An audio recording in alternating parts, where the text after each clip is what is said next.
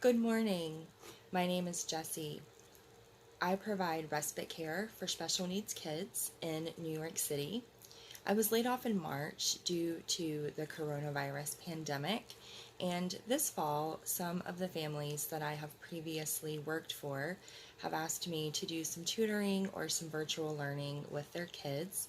So I'm going to be starting doing homeschool by Zoom 1 day a week. Currently, I have two little girls that I'm going to be working with. One is 3.5, almost 4, and the other one is going to be 10 in December. The older child actually has curriculum from her school, which is what we are mainly basing our instruction on. I'm going to tutor her in writing and language arts, but the little one was slated to begin Montessori preschool this fall, and just due to the state of things here in New York, her parents don't feel that it's safe for her to do that. So I'm going to be doing some homeschooling with her. Today I wanted to do our curriculum unboxing. I've been doing lots and lots of research around homeschool curriculums. I was a children's minister for about a decade, a little bit over a decade, and I graduated from seminary last year in May of 2019. So I've always been the kind of person generally that I write my own curriculum, but I wasn't really quite sure where to start with an academic curriculum as opposed to religious education. So I was able to find a curriculum that I felt like would work well for us for this age level. And what we are going with is The Good and the Beautiful. So this is our box of goodies here, and let me show you what I've chosen. Again, this little one is 3. She will be turning 4 during this school year. So the first thing that I picked up for her was Doodles and Pre-Writing for Littles. This is The Good and the Beautiful's handwriting book, and it starts off with things like lines and shapes, and then towards the end of the book moves into the alphabet. So we're going to be working on this year, Doodles and Pre-Writing for Littles. We are also going to be working on the pre-K curriculum. This is the pre-K course book, and this one is letters and sounds, vowels, numbers, colors, motor skills, sorting, matching, and rhyming. And this is a workbook. I believe it has 26 lessons, if I'm correct. And here we have the About This course. And then as you begin to move through, here is a page on distinguishing between D and B for handwriting, as well as circling lowercase versus uppercase letters, and then also some really beautiful art all throughout this book, some basic counting, sequencing, poetry, literature, all of the things. And so this is what we're going to be using as our main course book for pre-K. I do have some other things, some unit studies and things that I have put together that I can show you in subsequent videos. But as far as our The Good and the Beautiful unboxing, this is our primary course book. I did also pick up the pre-K activity packet, and this has lots of cute little fun games. It has things like Feed the Elephant, where you say the letter sound, and then you have to give the elephant a little peanut that has the letter sound on there, as well as some like hide and seek and matching type games as well.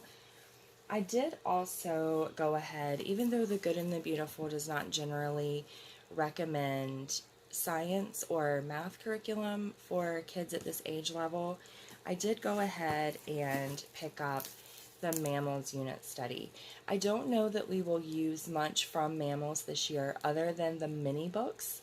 I'm going to assemble the mini books and we will use those.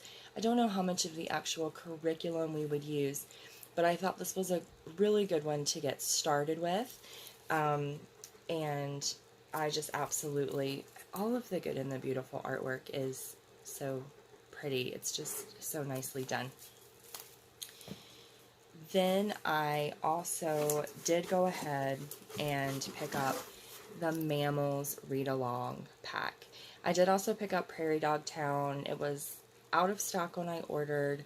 It's a grade 7 to 8 extension, and since I never know what kids I might be responsible for, I thought it was good to just go ahead and pick that one up. It was out of stock when I initially placed this order, but it is being mailed to us now.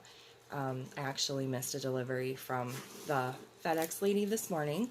The Good and the Beautiful has moved to FedEx shipping now. Then I have a couple of things. This has been a really interesting school year, I think, for a lot of people. And one of the things that we've noticed is that the Good and the Beautiful has had a lot of items that have been out of stock. So I was very lucky that I was able to find our missing items used. I found these through an Instagram posting.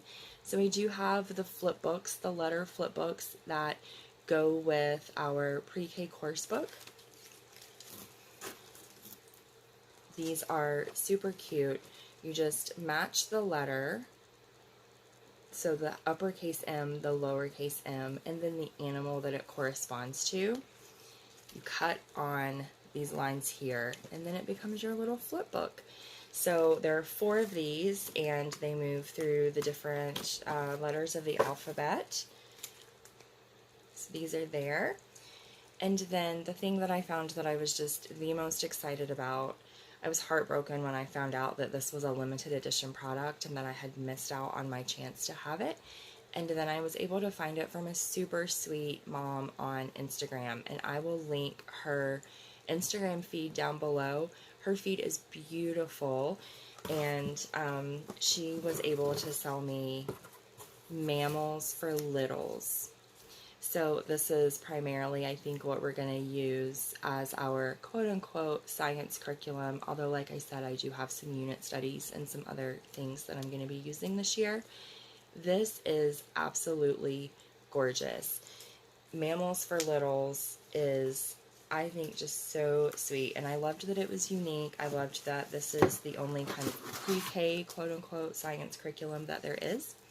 So it comes with a small Mammals flip book, and again, these are just like the alphabet flip books, except for instead of matching letters, what you're doing is you're matching different parts of an animal.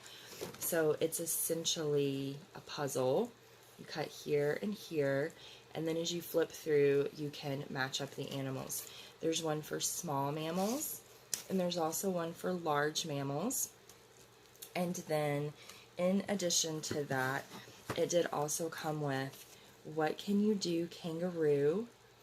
This is the cutest little book, and this actually inspired me to pick up a little early reader for a read aloud on koala bears, and so we're going to talk a little bit about animals that live in Australia.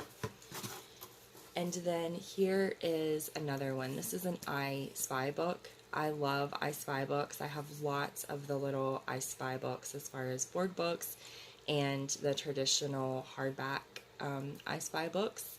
I have quite the book collection. As you can see, it goes all the way up to the ceiling.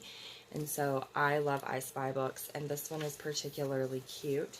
So I can show you a page here, which just has some things to find in the image, and then again, that absolutely gorgeous artwork. Now, not so much for my pre-K kid, but just, like I said, I never really know who I'll have, right? Like, it just depends on the families that I'm working for, or the families that want to contract me for tutoring, possibly families that I haven't worked for previously. I did go ahead and pick up as well a few books from the Good and the Beautiful library, and I picked up to go as a read aloud with this curriculum for pre-K, Mole's Hole. This is a super cute little book. I have flipped through it. It is super, super sweet. And there's Mole in Mole's Hole.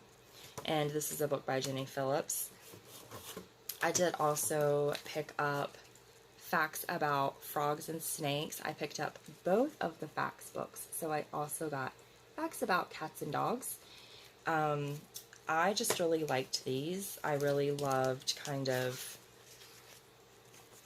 and these are more pictures than illustrations, and really easy reading. So there's typically one or two sentences, on each page, and it just has all different fun facts about frogs and snakes, and this one about cats and dogs, which we might use this one with our mammals for littles curriculum with our pre-K. We'll see how things go as the year moves on. And then I did also pick up The New Boy in School. I love books that feature diverse characters and that feature themes about inclusion and acceptance. And so when I saw this and read the mini description, I thought this was a great book to add to my library, whether or not I use it anytime soon. It was the kind of thing that I definitely wanted to own. So I did also pick up New Boy in School. As I said, I did also pick up the grade 7 to 8 extension for Mammals, which is Prairie Dog Town, and I did also pick up another science study, which is still on the way being delivered to me, and I picked up all of the extensions for that lesson as well. So hopefully I'll have another unboxing soon where I can show you our other science unit. It was out of stock when I originally ordered, and then I placed an order as soon as it came back in stock, and I'm still waiting on that to be delivered. So anyway, this is my first video kind of around homeschooling and tutoring on this channel, and I hope to be able to do lots more videos like this. Right now my plan is to do like homeschool tutoring or virtual learning tutoring one day per week. How it stands right now, I'm going to try to put both girls on the same day and have my little one in the morning and my older one in the afternoon, and just do some fun virtual learning with them. And I want to share all of our unit studies and our activities and our plans for the school year with all of you.